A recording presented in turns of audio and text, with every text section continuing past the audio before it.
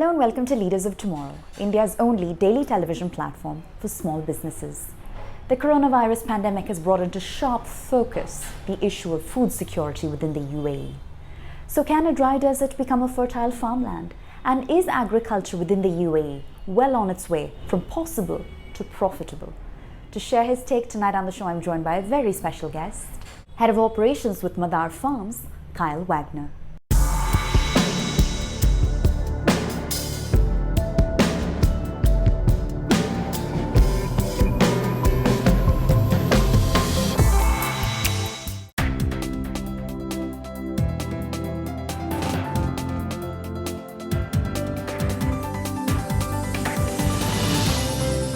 Sir, thank you so much for joining us. Thank you for having me. It's a pleasure to be here. Dubai is, of course, largely dependent on imports as far as its food supply is concerned. But amidst all this, Madar Farms is breaking new ground in the agricultural arena. Tell us more about some of the agritech solutions and strategies that are now taking center stage. Agritech as well indicates an entire spectrum of agriculture and technology. And I say that because when we talk about ag tech, we also need to consider that could mean field agriculture, more traditional greenhouse models with some advanced sensors and controls, and then coming to what we do, which is the most advanced form, controlled indoor environment agriculture, also combining that with a vertical element known as vertical farming. So having said that, in Madar Farms, our approach is to come and actually block out the sunlight using LED panels inside instead to give the lights to the plants. In doing so, we actually create a much more energy and more importantly, a water-efficient model of growing here in the UAE. How do these agri-tech solutions compare to traditional methods of farming from a cost-benefit perspective? And do these benefits trickle down to all stakeholders in the ecosystem, from farm to fork? When we talk about agriculture, like many other industries, it is a game of scale. Those with the largest scale have usually the lowest operating cost base and therefore are able to bring the lowest cost products to market. So as any SME can tell you, any startup can tell you, the first few months and years are the most challenging times until you arrive at a certain level of critical mass in which things kind of level out and become a little bit easier, or at least that's what the theory says. So where we're at today is we do have a bit of a critical mass. We have an R&D facility, which we're able to prove out the supply chain, prove out the technologies, prove out us as a small business at a small scale. And that's fueling our growth now to the next phase, where we'll be opening up in the next few months a very large-scale indoor tomato farm. We look at technology not as a proprietary asset that we own. We are a technology agnostic company, and that's our approach. What that allows me to do, it frees me from the constraints of being tied to a particular brand, strategy, or way of thinking, and it allows us to keep an open mind and actually put in place the right technology and solution to address our unique market conditions here. In your view, are governments within the Middle East now making a more concerted effort to increase levels of food production locally? The government here has had the foresight several years ago to first of all appoint a Minister of Climate Change and the Environment. Furthermore, they've also appointed a Minister of Future Food Security. Both of these ministries have been incredibly helpful and supportive for us in not just opening up the regulatory path, but really ensuring that on-the-ground support is there, right down to the nitty-gritty details such as trade license and local utility agreements. There's still some room for improvement in terms of cohesion between the different emirates, but on the whole, the UAE is definitely primed to become what they want to see as the Silicon Valley of food tech.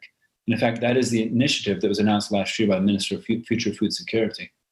And to back that up with more than just words, Abu Dhabi government themselves have been able to come at this with a large amount of investment capital as well.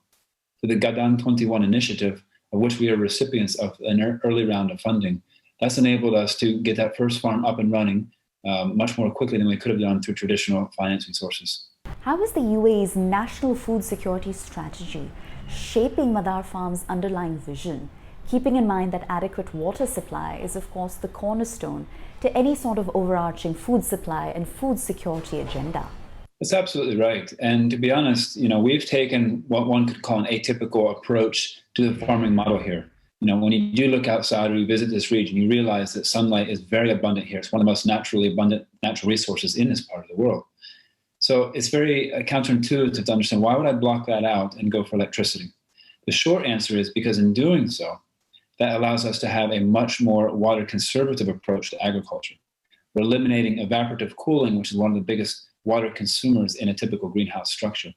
So in doing so, not only are we addressing the very urgent and real food security problem, we're addressing what I believe is a much more pressing issue, which is around water security.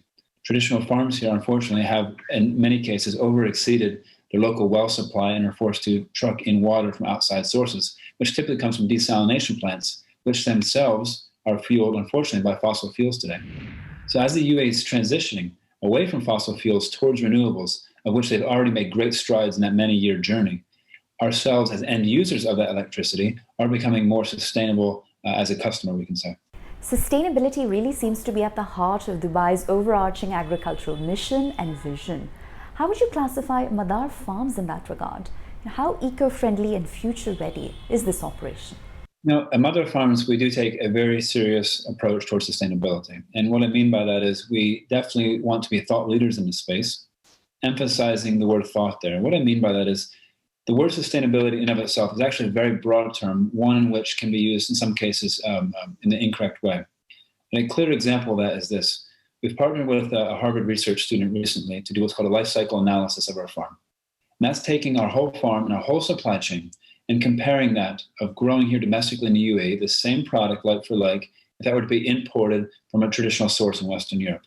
When you actually do those numbers and you look at the facts and look what the data says, obviously growing here is the far more sustainable solution.